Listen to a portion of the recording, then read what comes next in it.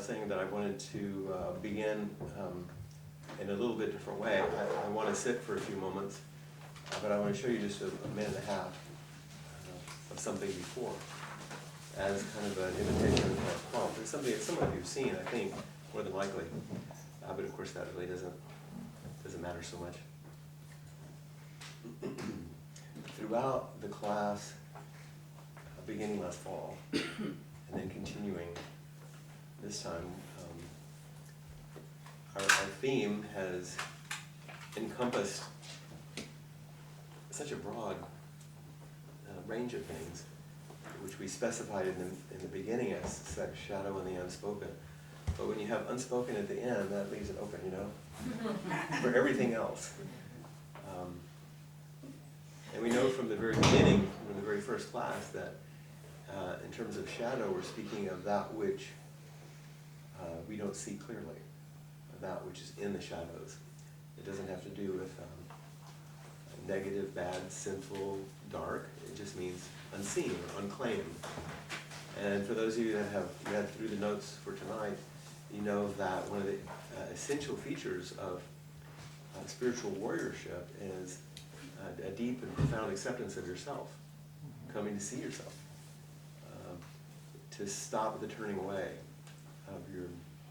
of everything, but including the most difficult thing, which is your beauty. It seems like the most challenging thing.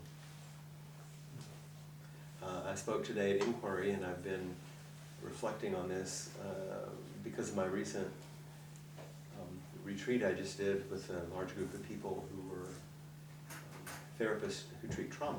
So I've been reflecting so much on embodied practice, on movement, on expression. And then also, because I incorporate poetry and various things each time, I'm also thinking of Stephen writing his plays. There are ways that art carries forward that which sometimes can't be forward in another way. I think, am I speaking okay? About some of your writing and creativity, and many of you know this. So we're just going to look at a small piece here that, like I said, only a minute and a half or so, which I think touches many of the aspects in a very wholesome and beautiful and poignant way. And then we'll just sit for a little bit, and then we'll proceed. Okay?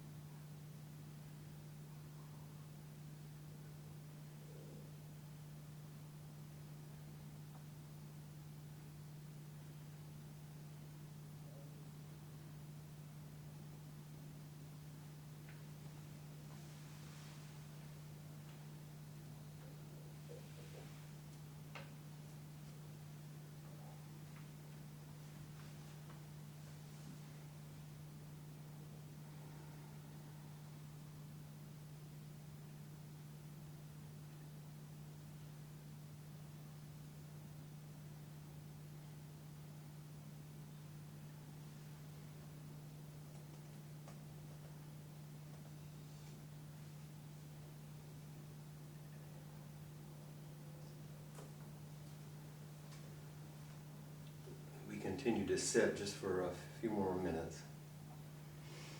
Remember also the loss of a great poet this last week, Derek Walcott,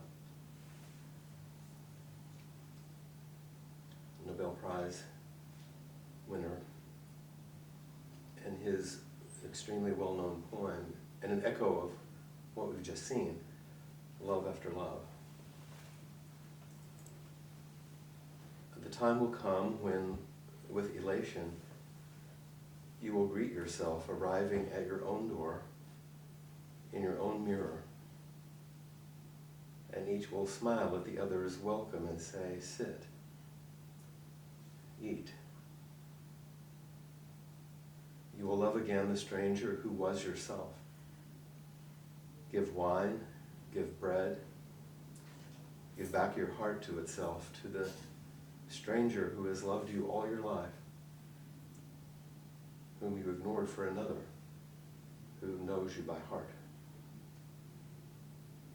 Take down the love letters from the bookshelf, the photographs, the desperate notes.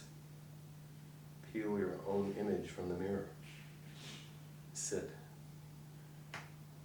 Feast on your life.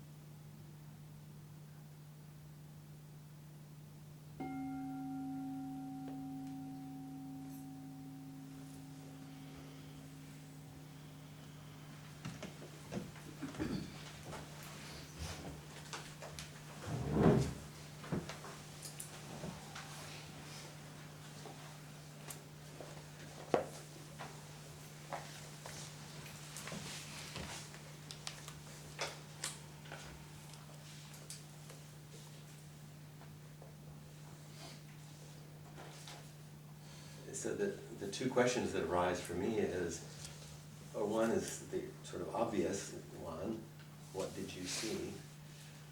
And the other mirrored question is, what did it evoke? Without going into elaborate, intellectual discussions, what is it? What did you see, or what did it evoke?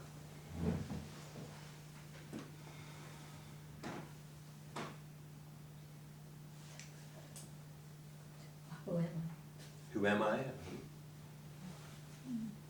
Just how hard it is to marry yourself. Rev Anderson gave a talk once about marry all beings, and I just kept flashing back to that. You were there, you got married. But, Yeah. it's just hardest to marry yourself, I think. I saw the, child self and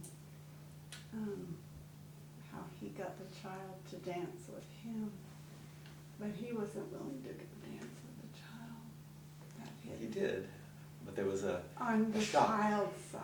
Yeah, that's right. I see He what you didn't mean. step over to the other child's side and dance, and the child really wanted him to, and then the child went away, and then all of a sudden, when I was meditating, the movie Nell came to me.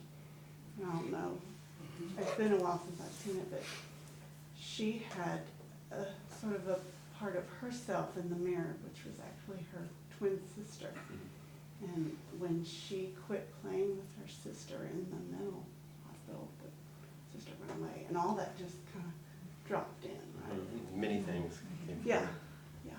There's and what I'm about to say is in no way in conflict with what you just said. I'm going to say something different, which is we can call forward the child and relate to the child, but we actually can't go back. There's one way you can't actually step back to the mirror, but we can relate, and we can connect really, really deeply, and carry that in our heart if we're willing to look at ourselves you know that's what's rumbling around inside.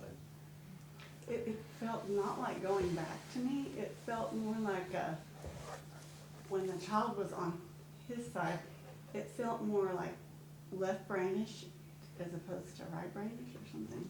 It didn't feel like a time thing. Mm-hmm. Yeah. I thought it was really touching in the beginning where the child kept looking at him like with a lot of curiosity and a little bit of almost betrayal, like what have you become, kind of, and forgotten me and all that. And I thought when he pulled him through and started I thought the dancing was beautiful. Yeah, this It was was so from touching. So You Think You Can Dance, younger generation, and the child was the contestant. Mm-hmm. It was spectacular. Yeah. He was 10 years old. Wow. Yeah. The first time I saw that, when he pulled him through the mirror, I just burst into tears. It still gives me chills to watch it. Yeah, it was beautiful. I love the part when the child, toward the end of the piece, put his hand on the face And had him and had him look at him. deep. And it kind of reminded me about the way sometimes I want to push away my child parts, but everything's included. They must come with you on this path that we're on. They're included, they're with you. And that intimacy, that deep intimacy of looking, is what literally blew him back. Yeah. Not because it was bad, it was so potent. And that's the edge that we're touching, of course. And we're going to take a little journey from love through warriorship and back again in this question. But I thought this was a provocative way to begin, in an artistic way. A few of you weren't here. I thought since it's short, it might be worth seeing again now that we've reflected on it. It's just very short. Is that okay? And that way, those of you that weren't here, you'll know what we just looked at.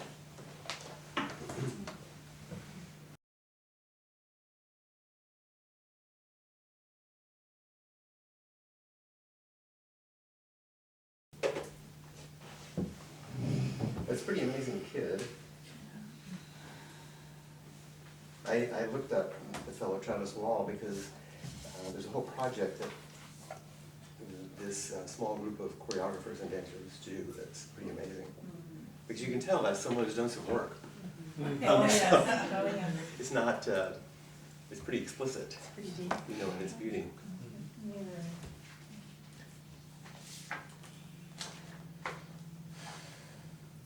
And I love the way it went with Derek Walcott's poem, of course. And it's sad that he died about 3 days ago, I believe. And so we emphasize compassion, kindness. We know love is at the core of so many spiritual practices, but there's also a fierceness that's required. And how do we square that energy? And I know many of you have probably read in the notes some of this, and so let's enter that a bit together.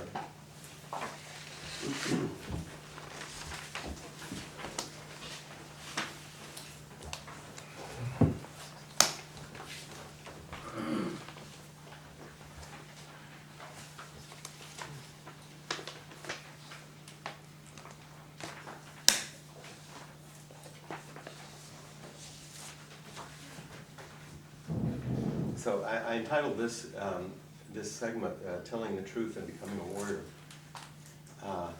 I made up that title before the election.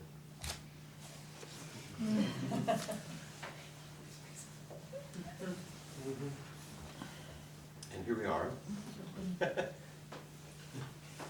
like that look on your face, Barbara. You want to read the poem?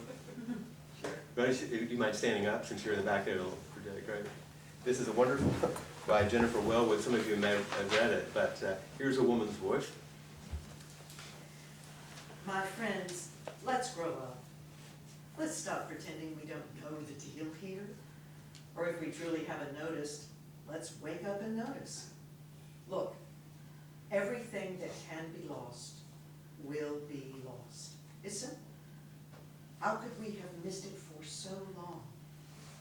Let's grieve our losses fully, like ripe human beings. But please, let's not be so shocked by them. Let's not act so betrayed. as though life had broken her secret promise to us. Impermanence is life's only promise to us. And she keeps it with ruthless impeccability. To a child she seems cruel, but she is only wild, and her compassion is exquisitely precise, brilliantly penetrating, luminous with truth. She strips away the unreal to show us the real. This is the true right. Let's give ourselves to it.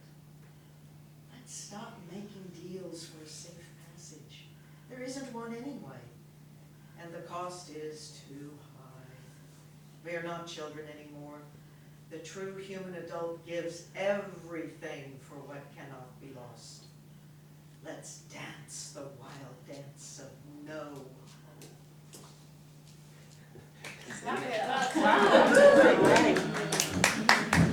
I thought she had it in her. And yet the voice may sound different in the poem, and the expression, of course, it was done so well, but what do we see in something that looks tender and yet fierce? Do you see any things that relate? And you don't even have to read the poem, I just mean what's in it that has resonance?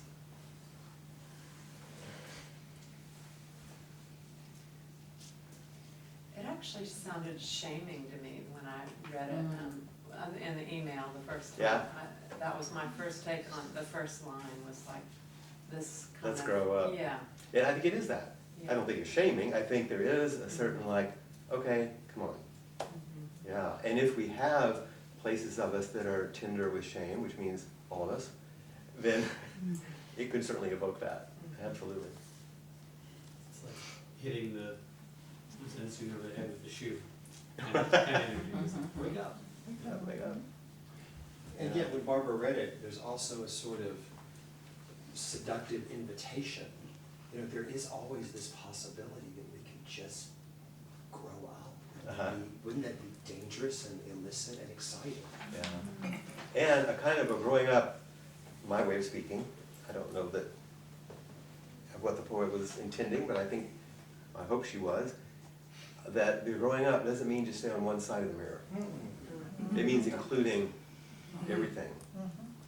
Because the key, in fact, right in the middle of the poem, impermanence is life's only promise to us. Yeah. First, it's like, we don't want to look because of this. This is what she's up to. So can you look? It's basically about impermanence. That this is your life. Are you willing to live it? That's a questioning. What is this? What is this life? Is it something to fight? Is it something to push away? Is it some kind of cruel joke? It feels that way sometimes, doesn't it? Well, no, but this is a life. And I thought it was interesting that Trungpa, who was an amazing Tibetan teacher, who had a lot of shadow elements, of course.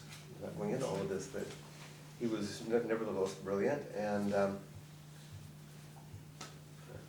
Peg and I were just talking the other day about some of his works being so relevant and useful. And I excerpted this rather long piece for you because it was shockingly relevant. You know, he wrote this either in the late 70s or early 80s, I think. And I love when it starts, the current state of world affairs is a source of concern for all of us. So this was, like I said, early 80s or even late 70s, the world being in absolute turmoil. But he says the Shambhala teachings, his word that he used, are founded on the premise that there is basic human wisdom that can help to solve the world's problems. The wisdom does not belong to any one culture or religion, nor does it come only from the West or the East. Rather, it is a tradition of human warriorship that has existed in many cultures at many times throughout history. But someone read the next paragraph, the definition of the warriorship he's talking about. I'll read it. Okay? Warriorship here does not refer to making war on others. Aggression is the source of our problems, not the solution. That's a good sentence, isn't it? Here the word warrior is taken from the Tibetan Howell, Uh-huh. which literally means one who is brave. Warriorship in this context is the tradition of human bravery, or the tradition of fearlessness. Which is, fearlessness is, used in the Zen tradition, kind of, in the old way of thinking about it, pretty much. The North American Indians had such a tradition, and it also existed in South American Indian societies. The Japanese ideal of a samurai also represented a warrior tradition of wisdom, and there have been principles of enlightened warriorship in Western Christian societies as well. King Arthur is a legendary example of warriorship in the Western tradition, and great rulers in the Bible, such as King David, are examples of warriors common to both the Jewish and Christian traditions. On our planet Earth, there have been many fine examples of warriorship. Just go ahead and read, if you don't mind, read that next one, because it binds to it so well. The key to warriorship and the first principle of Shambhala vision is not being afraid of who you are. Okay, you need to underline that sentence. You did, I know, and the next one. Ultimately, that is the definition of bravery, not being afraid of yourself. There we are in the mirror, right? Mm-hmm. There we are, right there, not being afraid of yourself. Shambhala vision teaches that in the face of the world's great problems. Teaches that in the face of the world's great problems, we can be heroic and kind at the same time. Shambhala vision is the opposite of selfishness. When we are afraid of ourselves and afraid of the seeming threat the world presents, then we become extremely selfish.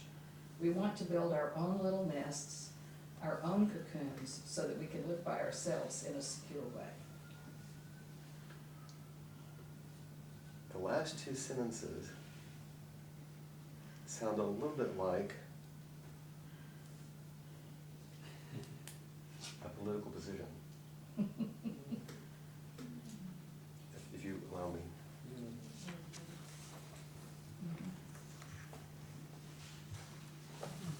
The key to warriorship is not being afraid of who you are. Ultimately, that is the definition of bravery, not being afraid of yourself.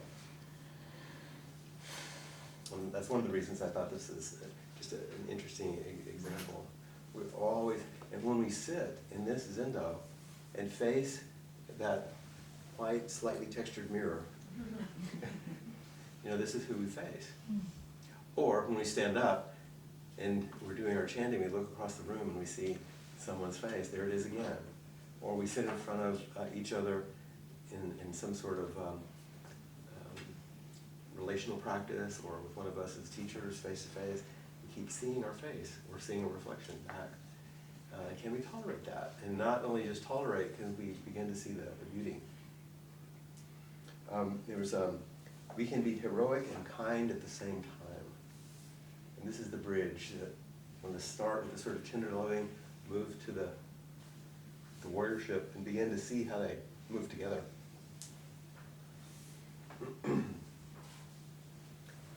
You want to continue? It's worth reflecting on. Yeah, next? Yes? But we can be much more brave than that. We must try to think beyond our homes, beyond the fire burning in the fireplace, beyond sending our children to school or getting to work in the morning. We must try to think how we can help this world. If we don't help, nobody will. It is our turn to help the world. At the same time, helping others does not mean abandoning our individual lives. You don't have to rush out to become the mayor of your city or the president of the United States in order to help others. But you can begin with your relatives and friends and the people around you. In fact, you can start with yourself. The important point is to realize that you are never off duty. You can never just relax because the whole world needs help. While everyone has a responsibility to help the world, we can create additional chaos if we try to impose our ideas or our help upon others. Many people have theories about what the world needs. Some people think that the world needs communism. Some people think that the world needs democracy. Some people think that technology will save the world. Some people think that technology will destroy the world. The Shambhala teachings are not based on converting the world to another theory. The premise of Shambhala vision is that in order to establish an enlightened society for others, we need to discover what inherently we have to offer the world. So to begin with, we should make an effort to examine our own experience in order to see what it contains that is of value in helping ourselves and others to uplift their existence.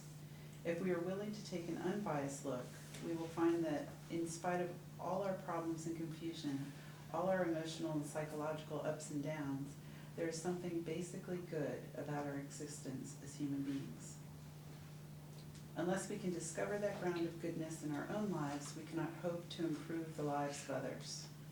If we are simply miserable and wretched beings, how can we possibly imagine, let alone realize, an enlightened society? And I would also venture to say that the last three sentences are another political ideology. I didn't see it that way until we read it tonight, actually. The idea that our nature is basically good, and that's what we want to open. But I love this. If we're willing to take an unbiased look, just that, just an unbiased look. Who can do that? That was easy, right? We will find that in spite of all our problems and confusion, it doesn't say, if we take an unbiased look and get rid of all our problems and be unconfused, all our emotional and psychological ups and downs, once we're stable, then there's something basically good. No, the basically good is there no matter what. That's a radical idea and a radical foundation for our practice. And you notice he keeps talking about to build an enlightened society. That's the Shambhala aspiration or intention. But it was also, when you read the early teachings of the Buddha, that was he wasn't talking about personal enlightenment. He was talking about building an awake world, an enlightened society. That's what he was hoping for. That's what the foundations are. Let's look at these last little bits here from Trungpa. I think they add to what we read so far. As human beings, we are basically awake and we can understand reality. We are not enslaved by our minds, we are free. Being free, in this case, means simply that we have a body and a mind, and we can uplift ourselves in order to work with reality in a dignified and humorous way. If we begin to perk up, we'll find that the whole universe, including the seasons, the snowfall, the ice, and the mud, is also powerfully working with us. Life is a humorous situation, but it is not mocking us. We find that, after all, we can handle our world. We can handle our universe properly and fully in an uplifted fashion. It's interesting because the way in which he's talking is not a popular way of talking these days. Because he's basically talking about dignity. It's such an old-fashioned word, isn't it? Or like our character, our dignity is what we're talking about.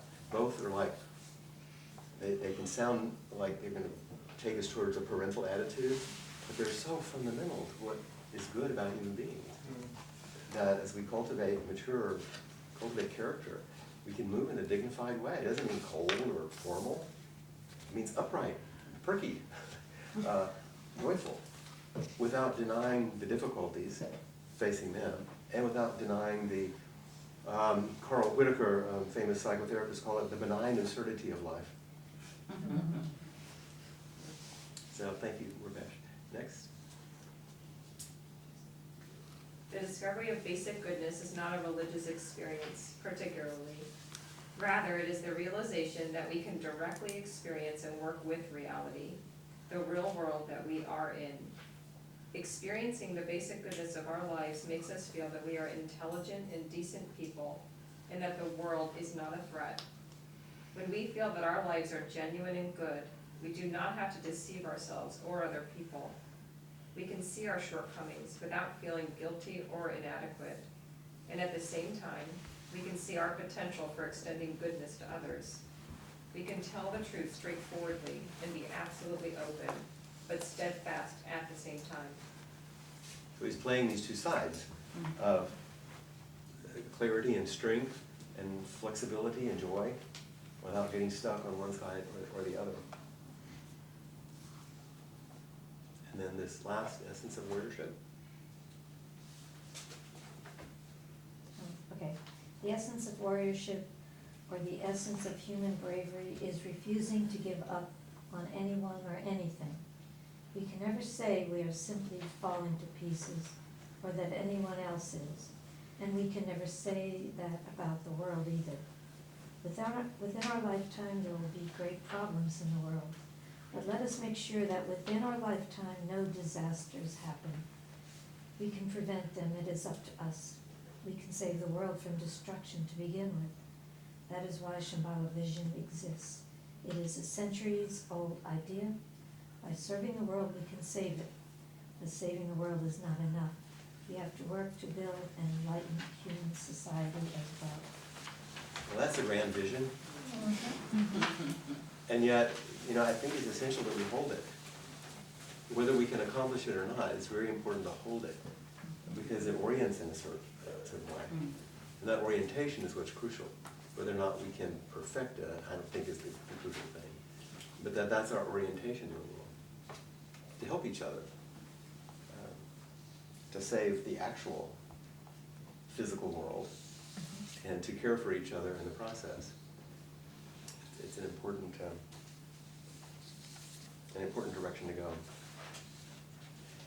I also made sure that you have this sort of step-by-step process. If you look at the book that he wrote on the Shambhala, being a warrior, these are the steps, and these are the steps in the training that you could take at the Shambhala Center here. It's a great course, actually. And if you look at it, it's very similar in a structured kind of course-like way about what we do here, of course, because it's based on the Buddhist teachings. The first is the art of being human.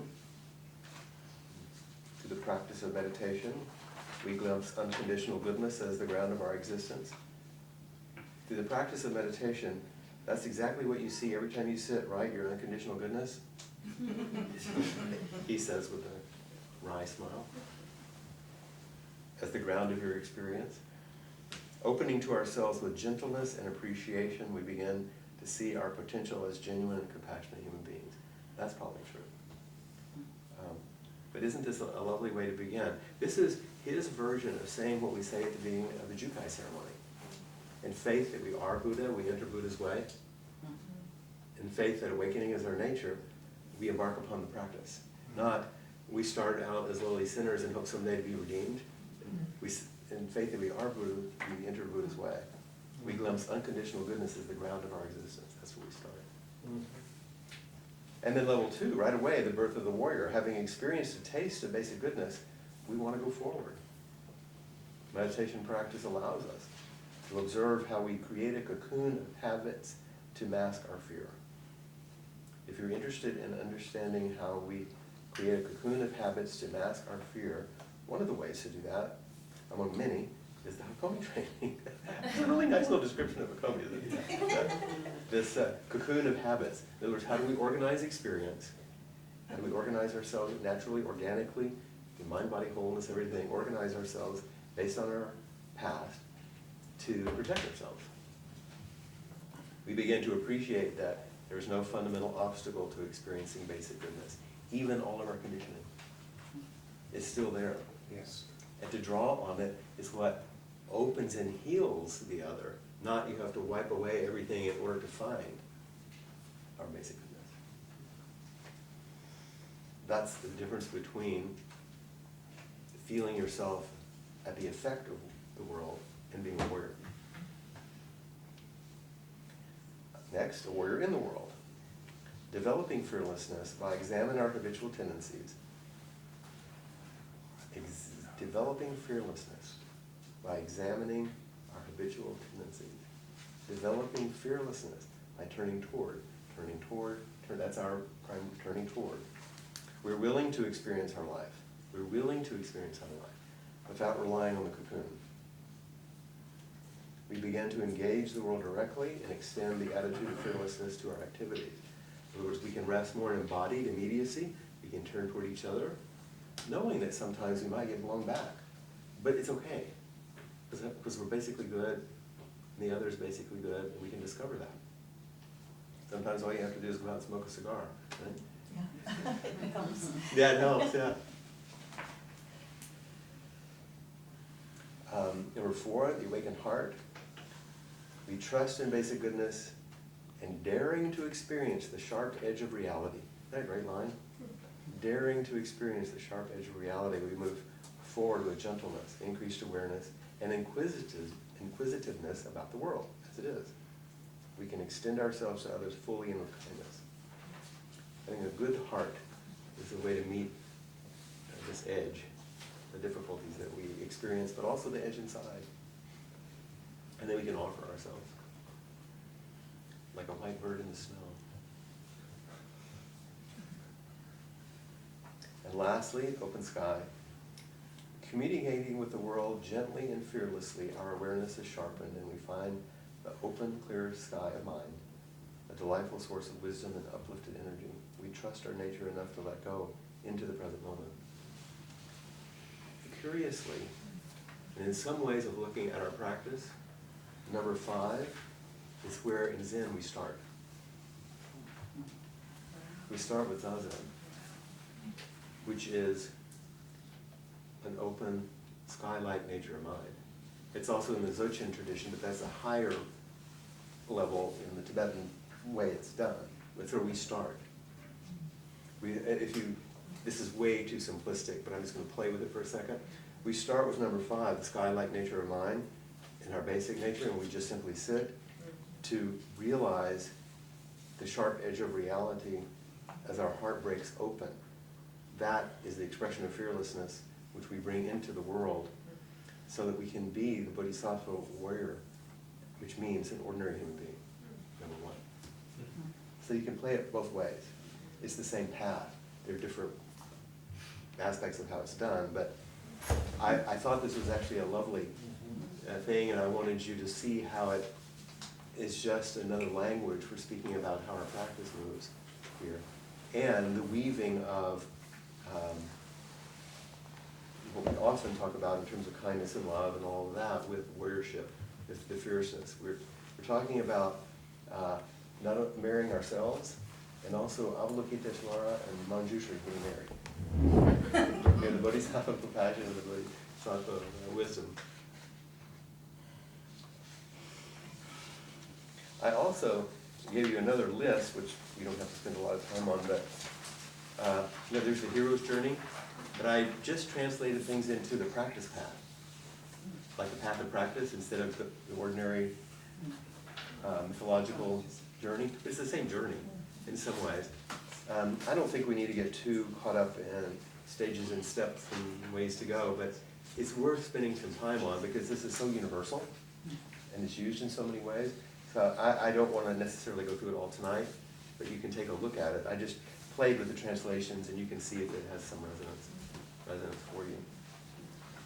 And because it requires a bit of faith to maintain a practice and maintain something that's so challenging, I put these 4 stages of faith that Sharon Salzberg speaks about in faith and Buddhist practice, which I rather like. She talks about bright faith, which can be blind, like falling in love. That's the, wow, isn't this fabulous? Beginning, like when you first come to practice and you're foolish, and you don't know what you're getting into. Oh, good. And then you practice along and you really do get some benefit and it really is amazing and a whole new world opens up. And then you come to a screeching halt. Number 2, verifying faith. Questioning as the fog clears. Practice opens more truth and it's like, wait a minute. Uh-oh. Until actually you move to 3, which is loss of faith, which in Zen is called great doubt. You realize there's not an external object on which you can depend that's going to save you. There are no states of mind that are permanent to shield you.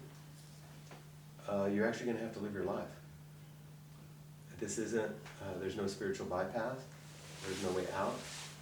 You can't get out of jail free. There's no collect your $200 and pass go, you can't do that. But what that leads you to is the possibility, if you practice, and most people don't go past this. This is where most people blow out. To abiding faith, And the faith is in your true nature, in the basic goodness that Trump was talking about. That you really get it, that that's your essence. And refuge is what takes us back. Gratitude is an expression. Make sense? So I felt those four, once again, some more stages, but I want you to be able to think about it in ways that may support and encourage your practice. Okay, we need another woman to read. Ellen Bass. She kicks ass. Can I read it? You can. Just stand up. Oh yeah, you like this one. I do. I remember that. Ellen Bass. Bad things. And make sure you read the title because it's so. Oh, yeah, all right. Relax. I'm sorry that my spacing didn't work very well here like I wanted it to. Relax. Relax. Bad things are going to happen. Your tomatoes will grow a fungus and your cat will get run over. Someone will leave the bag with the ice cream melting in the car and throw your blue cashmere sweater in the dryer. Your husband will sleep with a girl your daughter's age, her breasts spilling out of her blouse. Or your wife will remember she's a lesbian and leave you for the woman next door. The other cat, the one you never really liked, will contract a disease that requires you to pry open its feverish mouth every 4 hours. Your parents will die. No matter how many vitamins you take, how much Pilates, you'll lose your keys, your hair, and your memory. If your daughter doesn't plug her heart into every life socket she passes, you'll come home to find your son has emptied the refrigerator, dragged it to the curb, and called the used appliance store for a pickup. Drug money. There's a Buddhist story of a woman chased by a tiger. When she comes to a cliff, she sees a sturdy vine and climbs halfway down. But there's also a tiger below, and 2 mice, one white, one black, scurry out and begin to gnaw at the vine. At this point, she notices a wild strawberry growing from a crevice. She looks up, down at the mice. Then she eats the strawberry. So here's the view, the breeze, the pulse in your throat. Your wallet will be stolen. You'll get fat, slip on the bathroom tiles of a foreign hotel and crack your hip. You'll be lonely. Oh, taste how sweet and tart the red juice is, how the tiny seeds crunch between your teeth. Uplifting. But her voice really goes well with the bikini, doesn't it? It's like, okay, if you want to look in the mirror, this is what you're going to see. And there's a beautiful little koan here by Yunmen. Medicine and sickness are in accord. The whole world is medicine. Who am I? Medicine and sickness are in accord.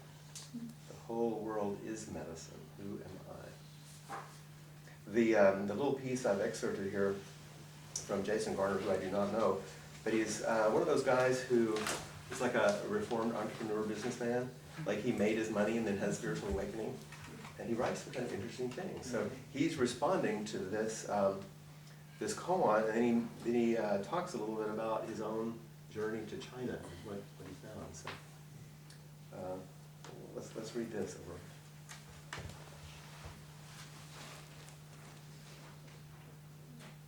If you will. Sure. Yeah.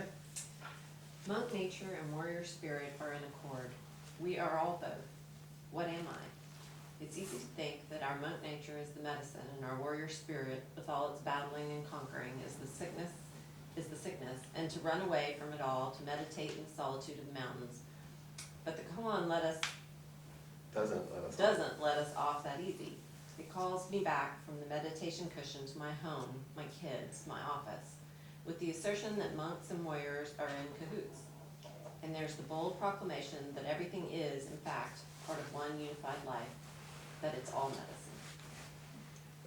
This is an everyday description of the tantric path, the Vajrayana. So then he speaks about his own travels, somebody want to read that little paragraph? Searching, I traveled to the Shaolin Temple in China with a new friend. Together we climbed the 1,000 steep mountain steps that led to the cave that Bodhidharma is said to have meditated in for 9 years before establishing what is now Zen Buddhism. I liked Bodhidharma. He was a scrappy, fierce, a barbarian, a stranger in town, who was also a saint. He walked from India to China and converted a monastery full of overweight monks into the home of the seemingly odd mix of Zen and Kung Fu. This story resonated with me as I struggled to unite my own odd mix of the business warrior and the peaceful monk who was slowly emerging inside me. What I found through the teachings of these descendants of the teachings of Bodhidharma was that I couldn't find peace. I had to learn instead to be at peace with what I found in me, both the warrior and the monk inside. That's a good one for you to read, isn't it?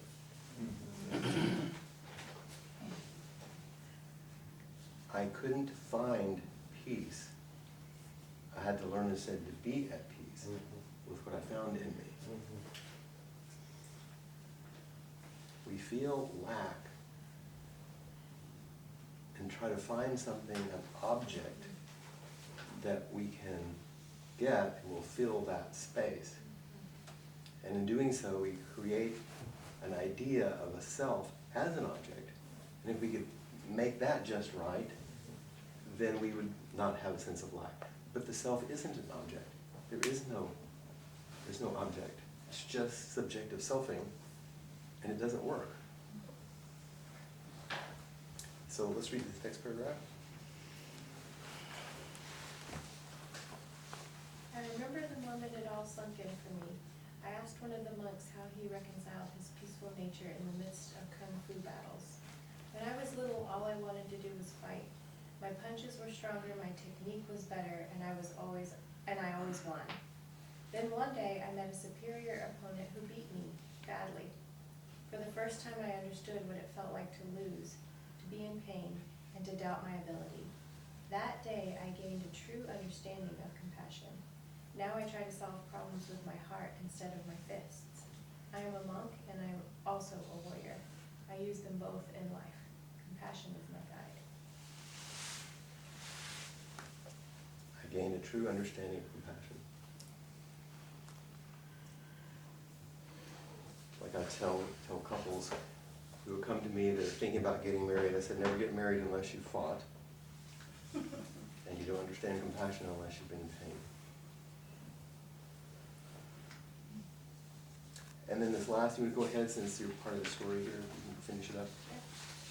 His explanation made sense to me. The peace I was searching for wouldn't come as the result of denying my warrior nature. Instead, it was about embracing the entirety of my being, both the warrior and the monk, and learning to apply them both compassionately in my life. I could fully engage in life while fully embracing my spirituality, and as a result, experience peace. So we're going to take a break from this, and we're going to go back to watching TV. We're going to take a tea break. Yeah.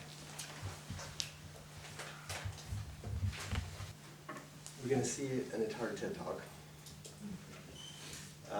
by Angel Kyoto Williams, who's a Soto priest, as we are. She's African American.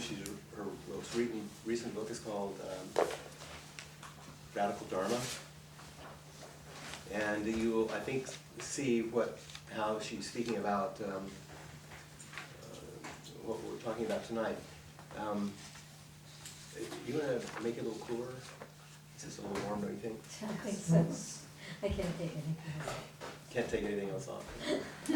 Unless I want to embarrass Let's see if we can myself. open this door behind you, it'll be a little more comfortable too. Is that okay? Yep.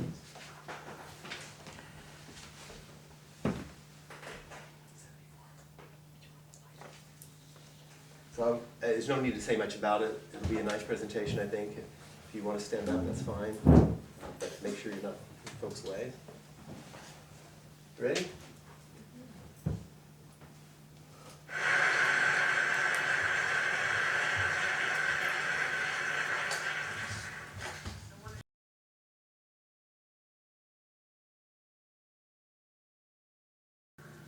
Thank you so much.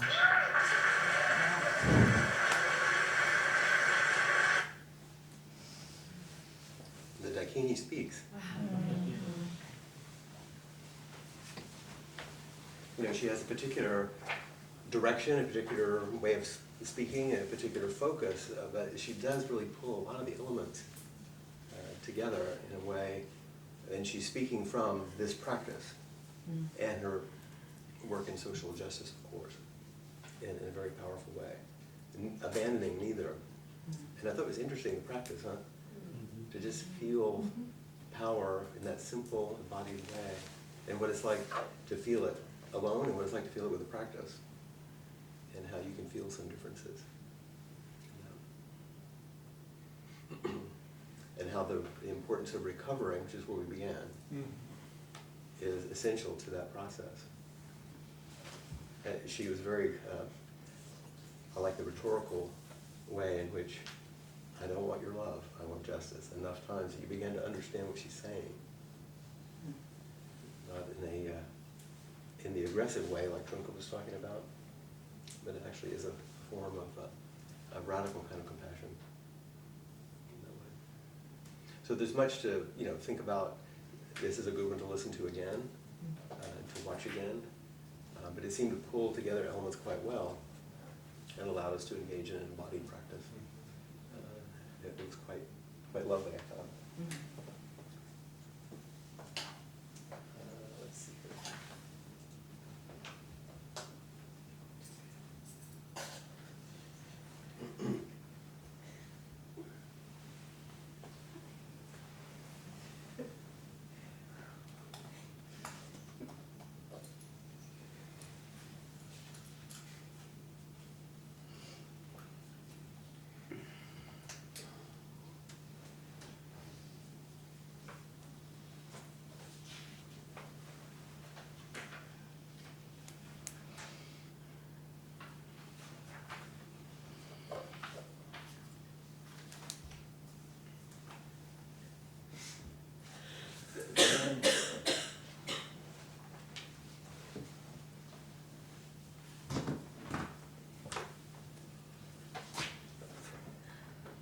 Lost it. Oh, I'll send it to you later. Yes, you do.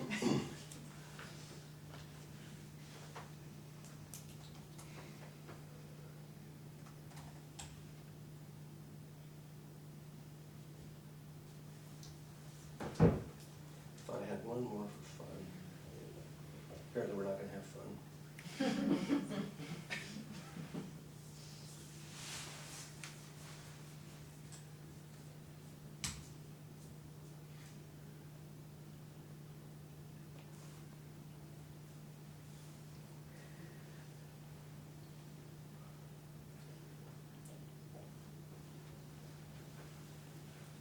Okay. I say that when I can find it, and I can't find it again.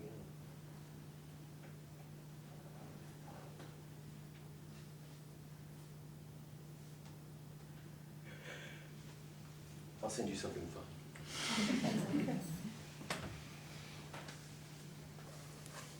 We're at the end of our time, pretty much. Any last minute comments or questions or anything? It's just something that, I looked it up, and there's so many versions, but when I was a child, I spoke like a child, thought like a child, reasoned like a child. When I became a man, I gave up my childish ways. Corinthians. Exactly. Yeah, that was a good Baptist boy. Speaking about love and maturity. 13 colon. That's right, exactly.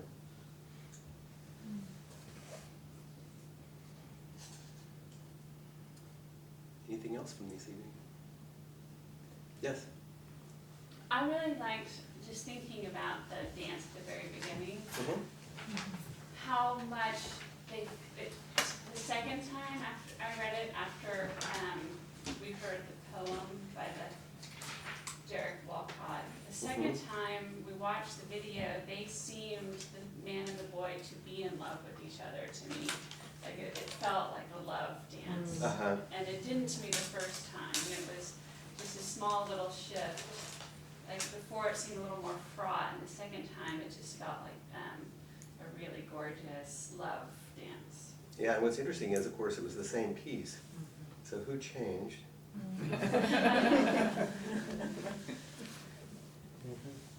Well, I think it was a well-placed poem. Yeah. It was, I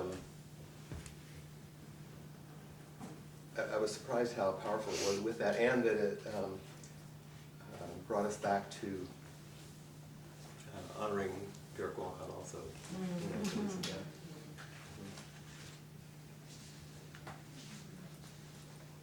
I just wonder if anyone doesn't feel fear walking down downtown streets. Fear walking down the streets? I do. At night, like on East Sixth Street. And why do you ask? Because I think that it's not just a woman feels fear of being raped and being beaten, but men feel fear of being mugged, wouldn't you say? Yeah, there are times when I feel frightened. Yeah, we're all vulnerable, depends on the context.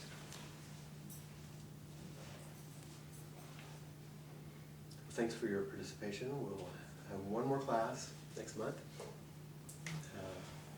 And continue to weave these teachings in our lives together in ways that are hopefully fresh and interesting to you, and deepen your own reflective capacities, and so you continue to practice. Good night. Thank you.